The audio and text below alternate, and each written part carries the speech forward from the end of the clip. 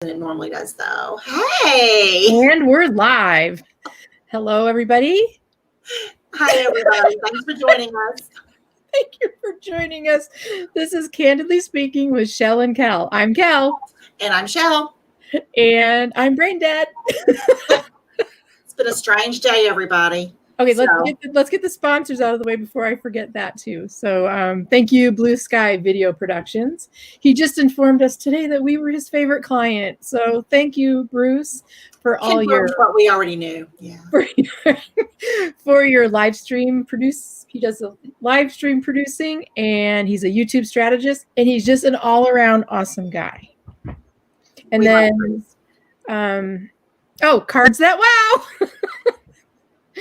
You want paper? I'm just so happy. If you want paper art, beautiful corporate branding art pieces, Kellen can do it. She really can make beautiful cards and gorgeous note cards. Go to cardsthatwow.com. You can go to her Facebook page, Cards That Wow. I don't know. What else you got? You don't have a YouTube. Do you have YouTube for Cards That Wow too? Yes, I do. Cards That Wow YouTube. Thank you. And we keep forgetting to ask people to subscribe to our YouTube and our Facebook page.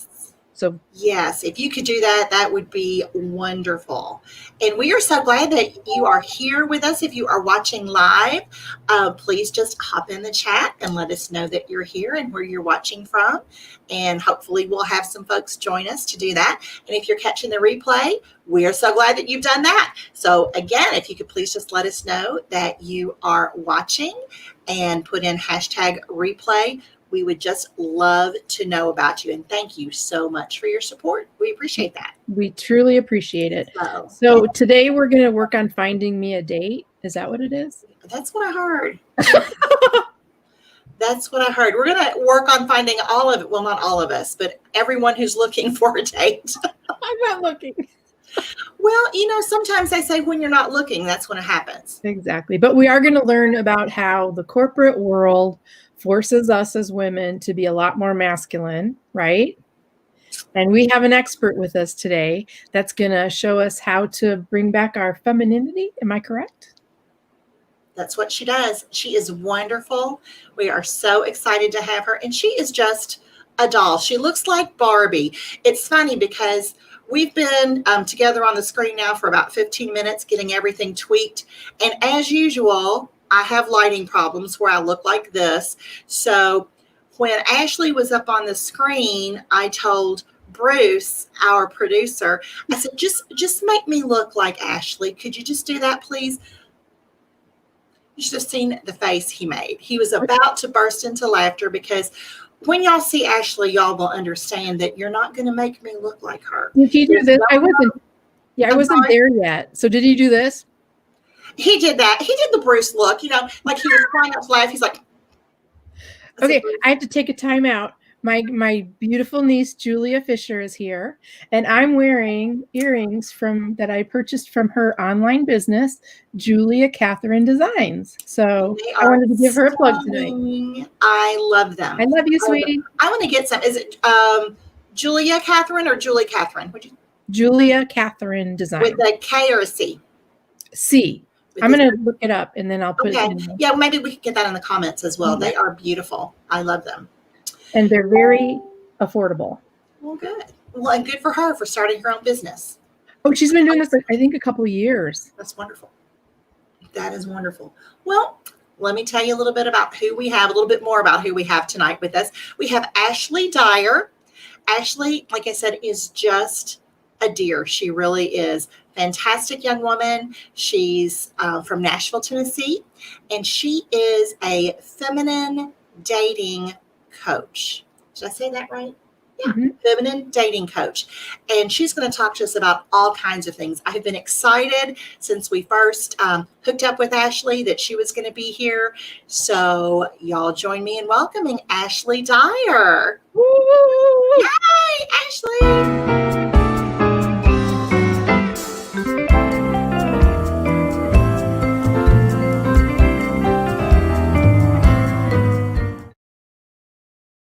Can't find it.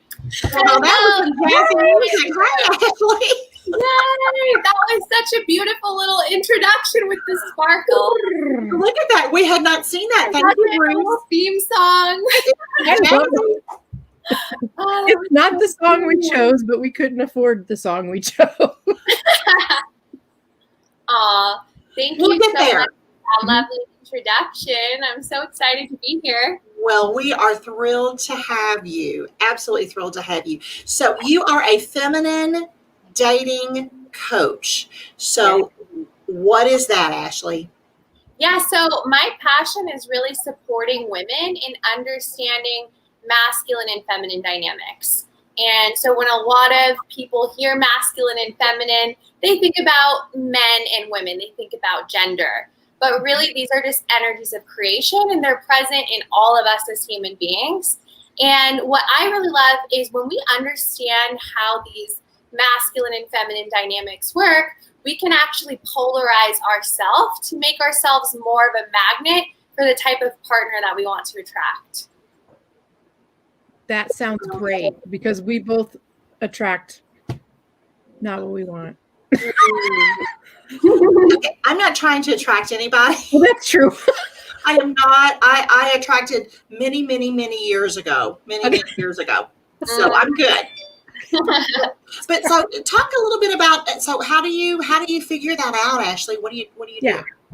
Yeah, so I mean, the best place to start in discovering like where you really lie is to know if you're more masculine or if you're more feminine, is to really just understand what makes you feel the most energized. So that's the best way that you can know, are you more of a masculine core or are you more of a feminine core? And so the masculine really is this energy of being direct. It's this energy of achievement. It's this energy of like going out and essentially the penetration, in a sense, like penetrating the world, right? Whereas the feminine is more this like soft, it's more about receiving, it's more about collaboration instead of competition. And the feminine is really all about expression. So one thing I really, really love to support women with is like discovering, okay, what ways do we block ourselves from expressing ourselves, like expressing how we actually feel? And what are the different beliefs that we've created about how it's not safe for us to express how we feel? Because one thing I see so often is we as women will on some level not feel like it's safe to express how we feel, and so we'll withhold. Mm-hmm. And then when we withhold, we'll end up sort of resenting the other person, and it just doesn't. It's number one. It's a sabotage pattern. So it can sabotage you from creating that initial connection with a man or creating that initial connection of the relationship. And it can also sort of go on to sabotage the relationship in the long term as well. So that's what I really love to support women with. That's amazing. It is. How do you get into something like that? Well, how I got into it was just through my own personal discovery at first. Like, for me, I spent a couple years where I was really, really wanting to be in a deeply loving, committed relationship. Like, I really wanted to be with somebody that I could be, that could be like my person, like somebody that I could grow with long term, and really just like co-create a life with. And, as time persisted, it was something that I continually just went on to like struggle with, like just attracting men that didn't really want to step up, didn't really want to lead the direction of our relationship, and just didn't really ultimately, when it came down to it, they just didn't want to commit to a relationship. And so, as time went on, I was really like, okay, so I'm realizing there's this pattern of, I have this desire and it's not being fulfilled. So what's going on within me that is blocking this from being able to manifest as a part of my reality? And so that was really what the initial discovery was around. And so what it came down to was I finally got to this place where I was like, okay, enough. Like I'm tired of like dating these men that are just not the quality of the connection and the love and the relationship that I really want.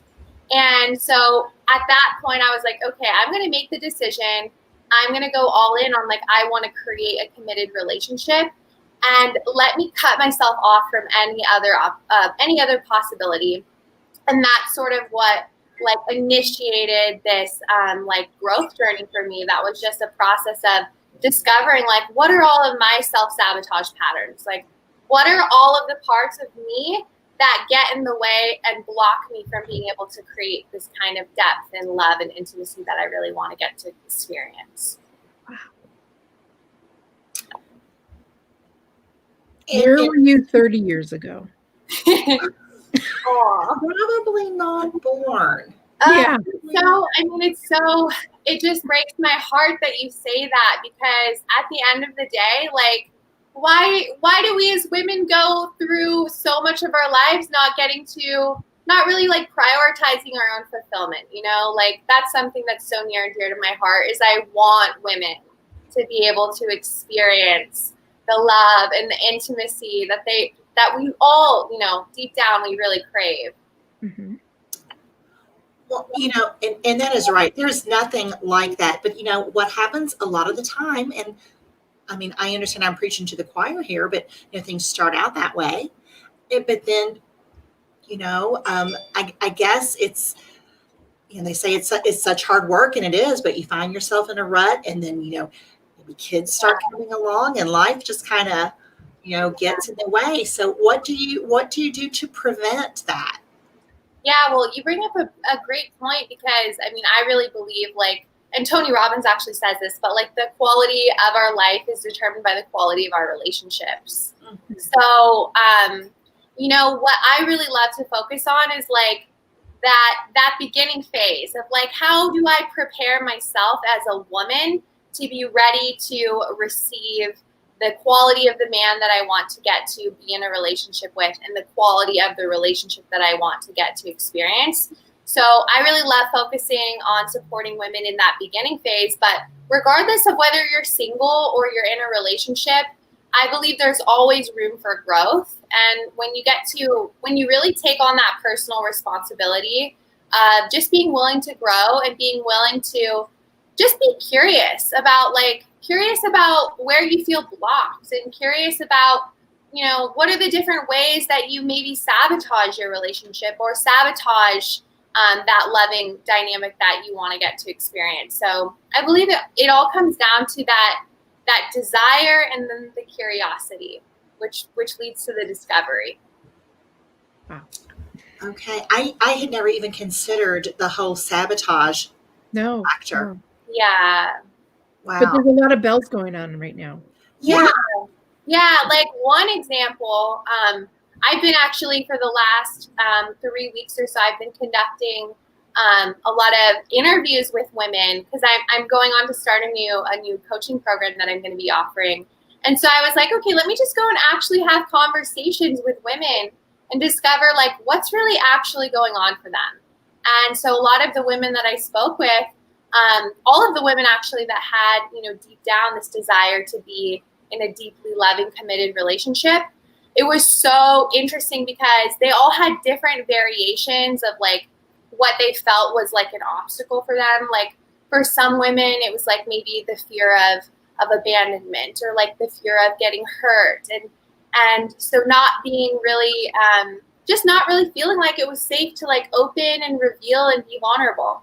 But at the core, it was so fascinating from what I discovered from doing these interviews, was I saw a parallel between all these women that wanted this and then didn't have it. And it was that on some level, they didn't feel worthy of receiving that level of love and intimacy. They didn't feel like they were worthy of it. They felt like they were unlovable on some level. Oh, wow. Yeah. So, you know, have you dealt with women that have, like, they've been single for a long time? Because I know I've noticed I'm getting more and more set in my ways, and I'm wondering if it's going to be difficult, because I'm like, okay, this is what I like to do. This is, you know, how do you coach through that, you know, to open up their mindset, I guess?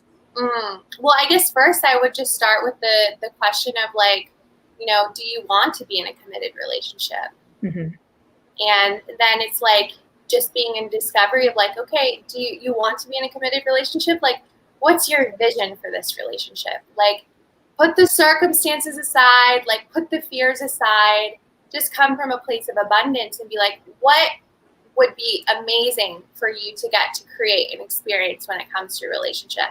And then once you have that, then that's what can fuel. Like once you really see what's possible, then that's when you can really start to, that thing gets to basically be the fuel for your growth and your discovery.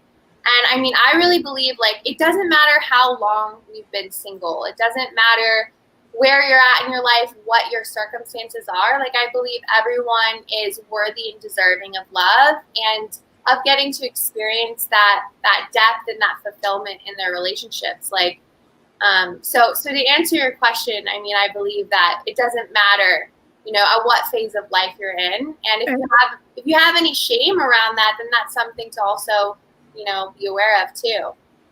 Interesting. Thanks. Yeah. Yeah, because I was actually going to ask that. Does it matter, you know, at what point, you know, you are in your life? Is the approach different if you are just out of college or if you're, you know, maybe an empty nester? But I guess it's just finding out for yourself what you're looking for. Is that kind of right? Yeah, that's a really great question. It's like someone fresh out of college versus someone who's an empty nester. Like these two women are in very different phases of their lives. Right. And I still believe though, at the core of every woman is this desire for that love and that intimacy. So, you know, what was that? I just said, I believe that too. Absolutely. Mm-hmm. Yeah. And so, you know, I believe first, like clarity on what you want is really, really important. But from there, like how I recommend and how I coach women to approach dating is like dating is basically this game of gathering information. So dating is a game of gathering information. And as you're gathering this information, you have your clarity of what you know that you want. And so you're basically gathering information about the person that you're getting to know. And you're like, okay, like, do I feel like this person, you know, is aligned with me on this?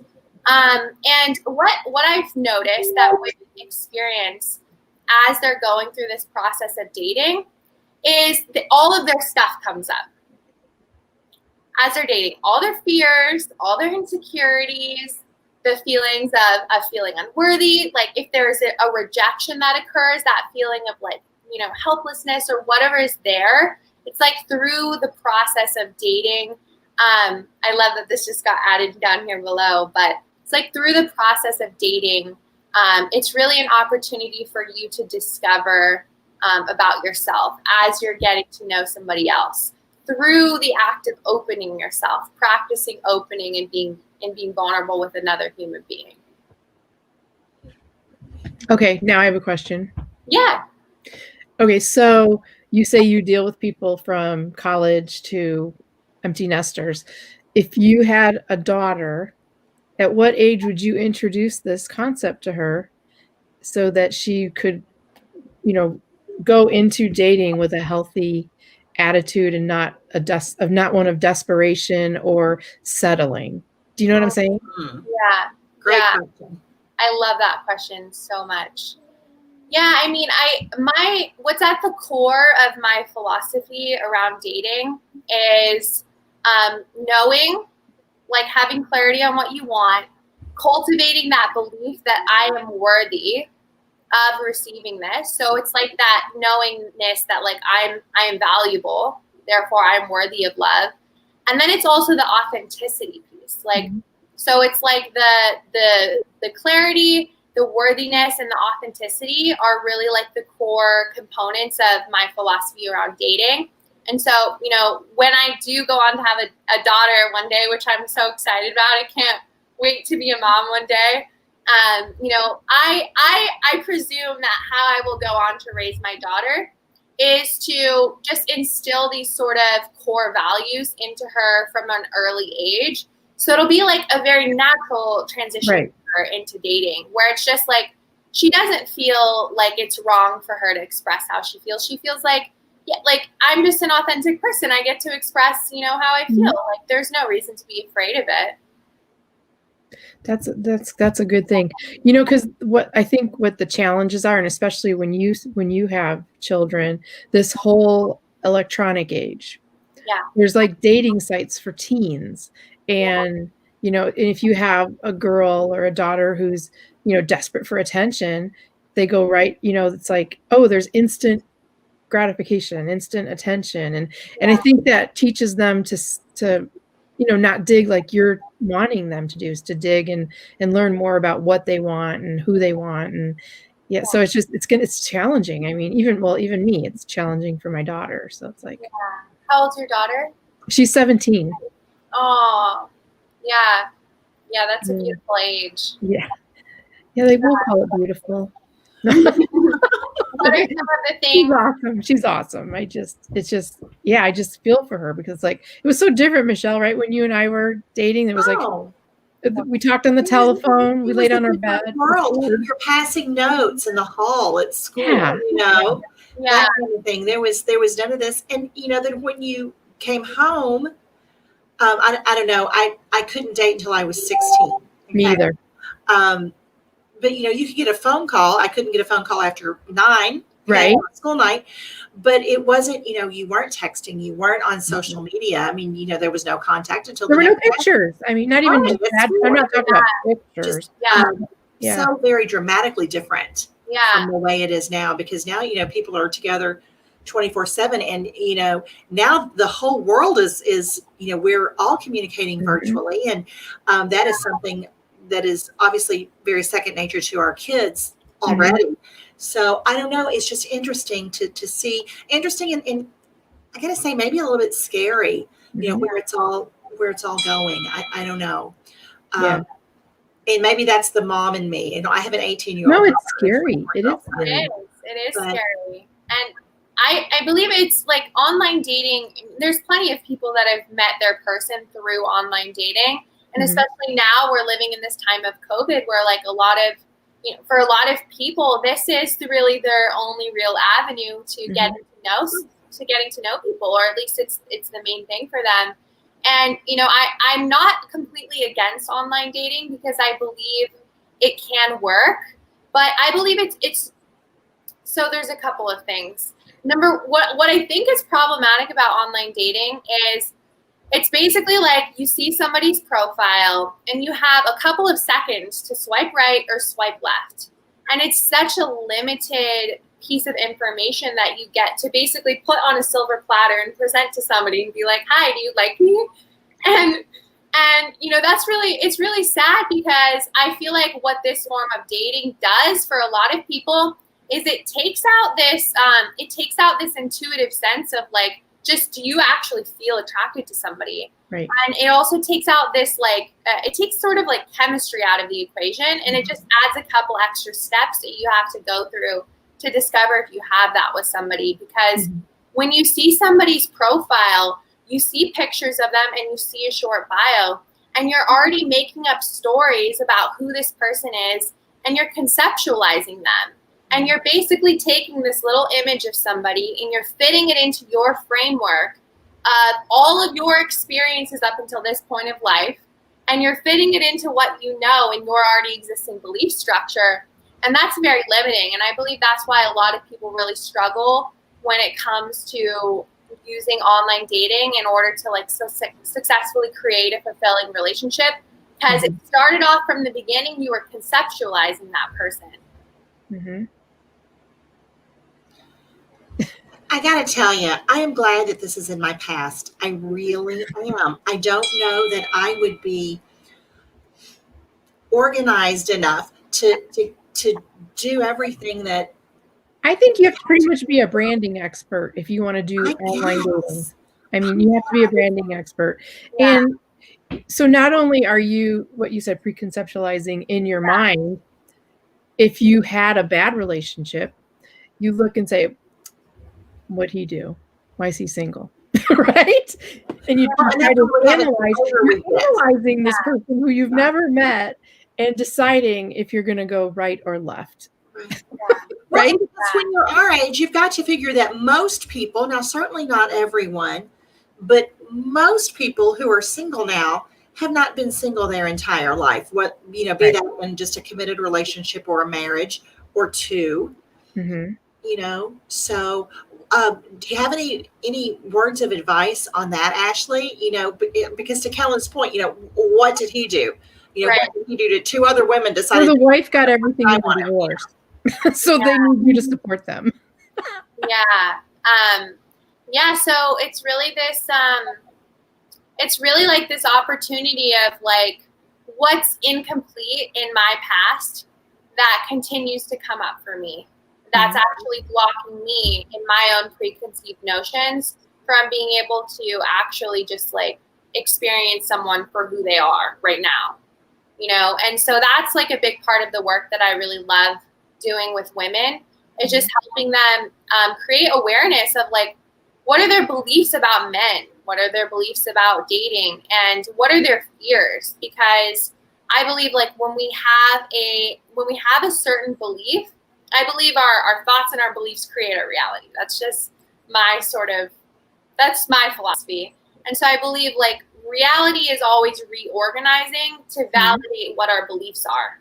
Mm-hmm. So, but it's like, if you have a belief that, a man's likely going to leave me and you're not really aware of it, then that's going to keep coming up for you as a part of your experience. And that's why you see so many women when they've not really taken that time to do that inner work and go through that journey, they end up like sort of having the same patterns of things that are coming up.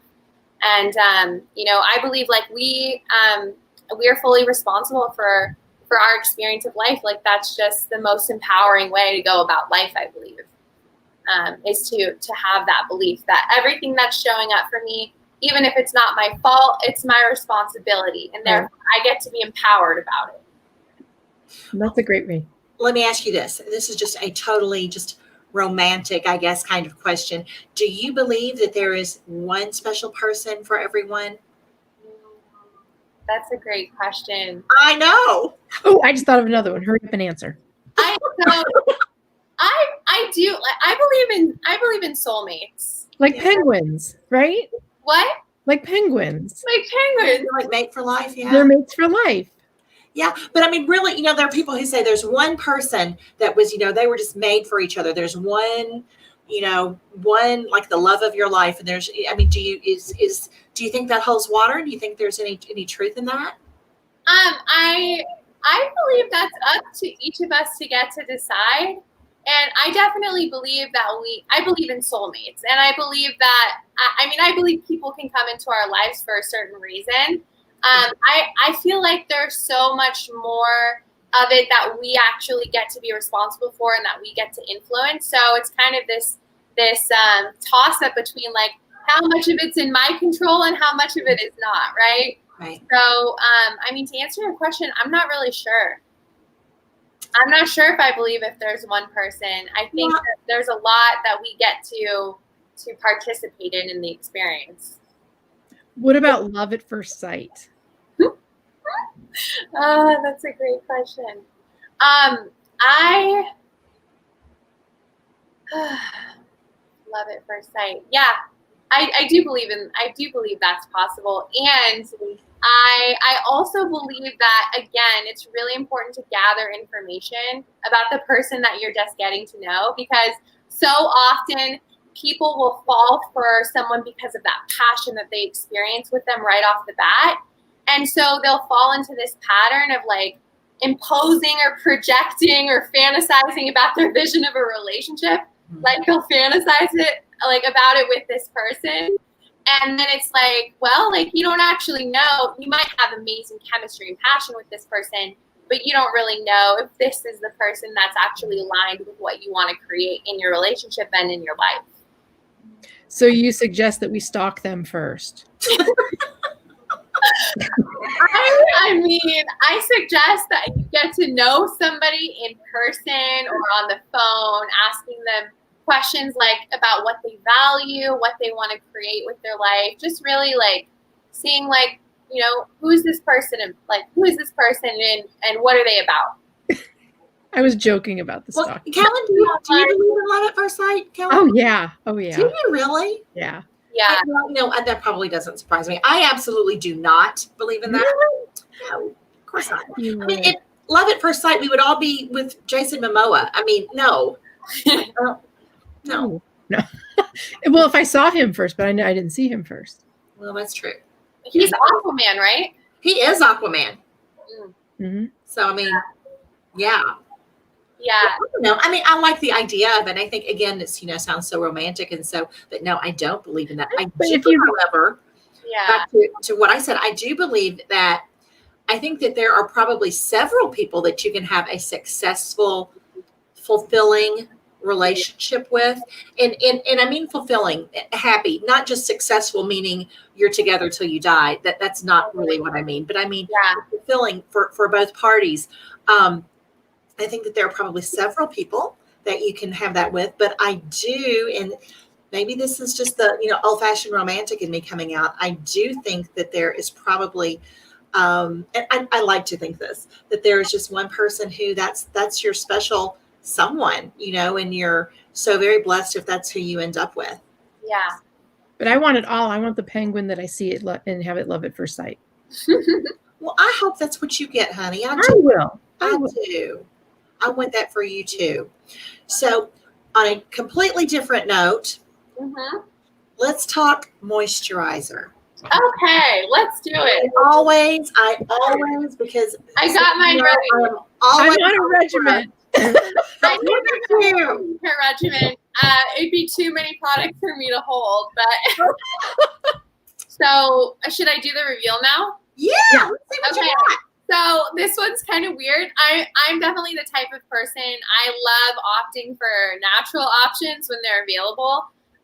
So this is really cool. It's called cold pressed black seed oil. And my daughter has that.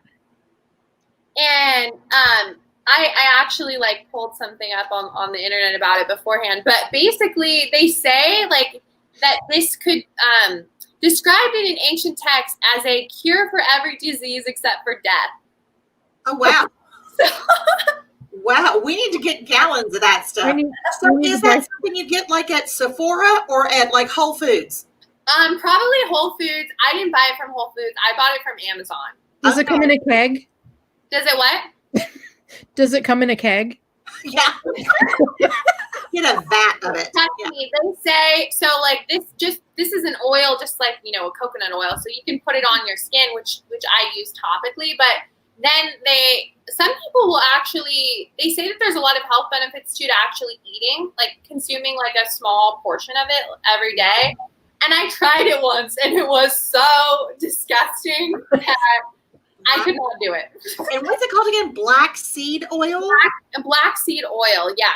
Do we know what the black seeds are? They're cold pressed. Curcumin. Okay. Yeah, I'm not sure, but it's really interesting. It said I have my little bit that I prepared that I found on the internet before coming here. Do you want me to read the list? Yeah. Okay. So they say the seeds are traditional Middle Eastern spice used in pastries and other foods, and for thousands of years, the oil has been applied topically and taken internally for virtually any ailment, from bruises, bad hair, colds, snake bites, to headaches, indigestion, and a variety of other conditions. And since 1965, nearly 1,000 scientific articles have been published about this. And it's documented for its anti-inflammatory, antioxidant, antimicrobial, anti-cancer, and immune-enhancing properties. Wow. So it does cure everything but death. Okay, well, we're going to get some of that as soon as the show's over. Okay. It makes my skin feel nice and glowy when I wake up in the morning. I love it. Okay. I would use it on the pugs. Gus's nose gets really dry, and I have used coconut oil on it before, and it works really well. So that would probably cure his nose. Yeah, totally. What do you use? I'm sure you've already shared it on your show here. I just started using things. She just started. Yeah, 3 weeks ago. Ooh. But it's working. I think I look younger. I think you do. You look beautiful. I think you do. I think you do. It's a confidence thing. I think it's just all in your head. Oh, see, I don't think so. I don't think so. I feel like it's both because, even it could be the placebo effect. But at the end of the day, if it makes you feel better. Yeah. And I feel like I'm doing something. I like it. No. Okay. Do you wear eyeliner? Yes, I do. Okay, Michelle. Oh, okay. Is it pencil or liquid? It's liquid. And what kind? Like the brand? The brand. I think I use a drugstore one called NYX. It's just yeah. I mean, it works for me. It's a really affordable product, but I'm like, I don't see the difference, honestly. You know what? If you don't see the difference, then there is no difference, and you just keep saving your money and buying that. And I'll buy more expensive things like this with it. Right. Well, I think if it's something that you get at Walgreens, that's great if that works for you. Yeah. I am not a snob when it comes to things like that. Except you're a Sephora snob. I don't know, maybe a little bit. I can only wear one kind of eye makeup because I have very sensitive eyes. And as you can see, I do enjoy my eye, cosmetics. I love your eye cosmetics. It makes your eyes pop so much. Beautiful eye color, that green. So I love it. yeah, I can only wear Clinique eyeshadow. Yeah. Clinique, which is what I wore in college, and so I cycled through 50 things, and finally got back to Clinique. But the eyeliner is Kat Von D. So, well, my eye just got better from when I poked it from putting the eyeshadow on 2 weeks ago or a week ago. Aww. I mean, it was watering for a week. I didn't realize makeup was so dangerous. It can be treacherous. Proceed with care. And apparently, like I said before, you're supposed to wear more than one color. My daughter actually did my makeup for the last show. I popped, didn't I? You did. Yeah, she did a good job. And your brows are fantastic today, by the way. Mm-hmm. They're naturally. I bought that earlier today. So anyway, you know what? We've been on for 42 minutes. Oh, man. Our half-hour show has gone to 42 minutes. So, Ashley, is there anything, first of all, thank you again so much for your words of wisdom. I know, thank you. Really some interesting things to think about. I'm going to continue to think about the whole sabotage thing. That's very interesting to me. So is there anything that you would like to leave our viewers with? Or how you can help them, how they can find you? Yeah, well, first of all, thank you, ladies, so much for having me and for asking all these thought-provoking, interesting questions and for creating the space for me to share with everyone. It's been so fun. And yeah, if anyone here is listening, the best place to connect with me is going to be through Facebook or through Instagram. I post a lot of content on my Instagram account. And at the end of the day, like if you are watching this and you're a woman and you know deep down that you have this desire to be in a deeply committed relationship with and get to experience the depth and the intimacy and the fulfillment and the love that you really crave, that's worth it at the end of the day. Give yourself permission to actually have that. And you don't want to look back at the end of your life and regret and be like, what if, So I just would love to encourage any woman that's listening that, you are worthy of love and give yourself permission to actually have what you desire. That's great. I love that, Ashley. Yes. You are an inspiration. You truly are. You are. Thank you for the work that you're doing. Mm-hmm. Absolutely. And guys, get your daughters, I would love, this is just such an important message. I think that we instill at them in a very young age, you are worthy and, value yourself. So thank you. And thank you so much, ladies. All right. Well, thank you all for watching. And those of you who are there watching on the replay, we like to thank Blue Sky Video Productions again, our awesome Bruce Himmelblau, who is the king of video in my world. And by the way, did I mention that we're his favorite clients? We are his favorite, even though he did not make me look like Ashley. Oh, yeah. I know. Pull that off, Bruce. Okay. And cards that when you send them to your clients, when they open the envelope, they actually say, wow. So thanks, everybody. And we'll see you next week. Same time. Thanks. Bye-bye.